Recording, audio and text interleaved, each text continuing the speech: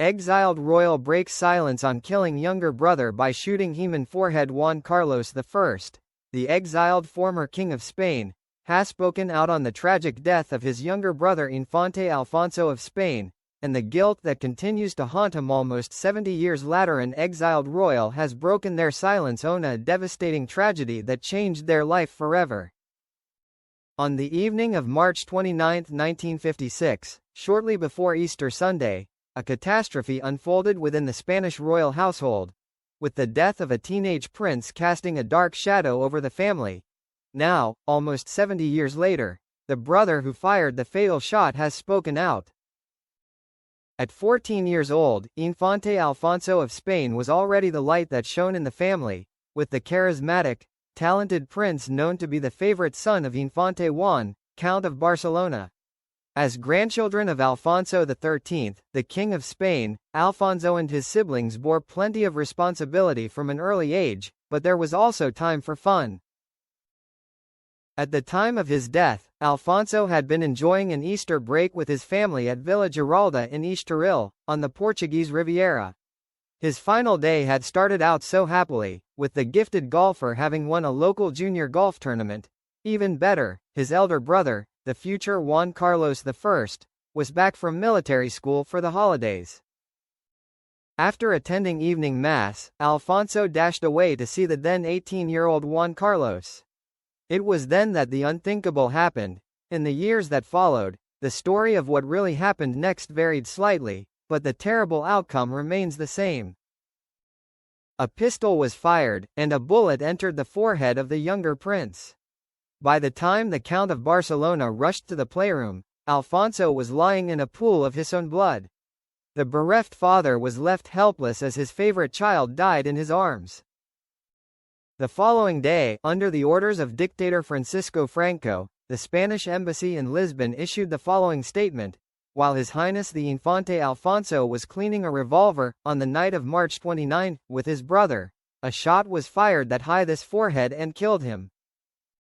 The accident occurred at 8:30 p.m., after the Infante returned from the religious service on Holy Thursday, during which he had received Holy Communion.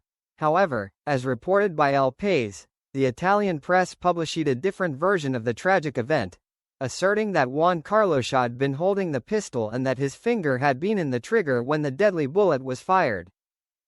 Meanwhile, the boy's mother, Princess Maria de las Mercedes of Bourbon II Sicilies, said that Juan Carlos had jokingly aimed the gun at Alfonso, and pulled the trigger without realizing it was loaded.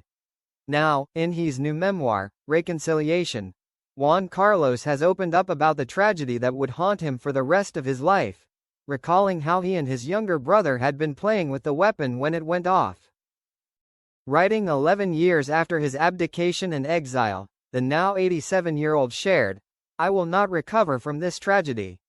Its gravity will accompany me forever. We had taken out the magazine. We had no idea there was a bullet left in the chamber. A shot was fired into the air, the bullet ricocheted and struck my brother squarely in the forehead. He died in our father's arms," according to Antonio Arasso, a friend of Alfonso's. After covering his son's body with a Spanish flag, the Count then turned to his surviving son, demanding, "Swear Tome it wasn't on purpose." Juan Carlos recalls his father shaking him as the nightmare continued to unfold. There was no judicial investigation into Alfonso's death, and an autopsy was never performed, prompting all sorts of speculation over the years. After the teenager was buried in the Cascais Cemetery on March 31, 1956, his devastated father threw the pistol into the ocean, and the family was left to contend with the unfathomable shock. For Juan Carlos, his relationship with his father, the Count, was forever fractured. He reflected, "There is a before and an after. It is still difficult for me to speak of it, and I think of it every day. I miss him. I wish I could have him by my side and talk with him. I lost a friend, a confidant. He left me with an immense emptiness. Without his death, my life would have been less dark, less unhappy." Juan Carlos ascended to the throne in 1975, but this reign was marked by scandal and unpopularity. The lavish monarch was criticized for his many extramarital affairs and also faced allegations of tax fraud. However, the final straw came in 2012 when details emerged of his opulent elephant hunting excursion in Botswana at a time when tens of thousands of his struggling countrymen were out of work. After 39 controversial years on the throne, Juan Carlos abdicated in 2014, handing power to his son, Felipe VI.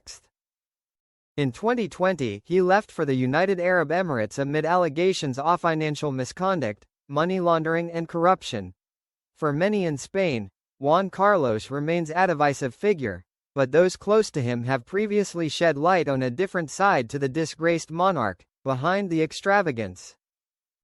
In a 2023 podcast, Corinna Larson, Juan Carlos' former lover, discussed the impact Alfonso's death had made on the ex-king, revealing, "I think, deep down in his soul and in his head, he feels a lot of guilt.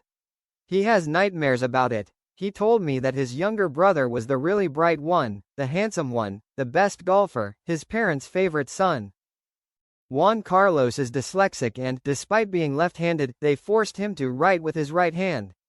He was forced to obey. He felt that his younger brother was really the light that shone in the family."